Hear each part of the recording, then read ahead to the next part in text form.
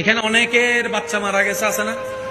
হাসরে যাওয়ার পরে বাবাও আটকাই গেল গুনার কারণে, মাও আটকাই গেল গুনার কারণে, জান্নাত পাওয়ার কোনো সুযোগ। এবার তাদেরকে ফেরেশতারা জাহান্নামে নিয়ে যাচ্ছে। হঠাৎ করে একজন ফেরেশতা এসে বলে, দাঁড়াও, তাদেরকে দাঁড় করাও। তাদের হিসাব পাল্টাই গিয়েছে, তাদের রায় চেঞ্জ হয়েছে। বলে যে কেমন চেঞ্জ? বলে যে তাদেরকে জাহান্নামে নয়, জান্নাতের রাস্তাটা একটু দেখাই দাও, জান্নাতের রাস্তা দেখাই দাও। সুবহানাল্লাহ, একটু জোরে বলি না? জান্নাতের রাস্তা দেখাই দাও। এবার গুনাহগার বাবা, গুনাহগার মা দুইজনে ভাবতে থাকে, কি জান্নাত পাওয়া তো দূরের কথা, জান্নাতের গ্রান পাওয়ার তো যোগ্যতা আমাদের কাছে নাই, গুনাই গুনাহ করছি, আবার জান্নাত পেলাম কিভাবে? আল্লাহ তো কোনো হিকমত তো নিশ্চয় আছে। এবার জান্নাতের দরজায় দাঁড়ায় দেখে ছোট্ট একটা বাচ্চা দাঁড়ায় আছে। এবার সে জিজ্ঞেস করে, বলে যে তুমি কে? বলে যে বাবা, আমারে চিনো নাই, আমাকে চিনো নাই। সুবহানাল্লাহ, আওয়াজ আসতেছে না? আমাকে চিনো নাই?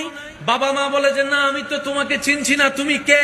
বলে যে আমি তোমার সেই সন্তান যে কোলে থাকা অবস্থায় আল্লাহ দুনিয়ার থেকে নিয়ে এসেছিল, তোমাদেরকে কিছুটা কষ্ট দিয়েছিল, আজকে তোমাদেরকে জান্নাতে দেওয়ার জন্য আমাকে মাসুম অবস্থা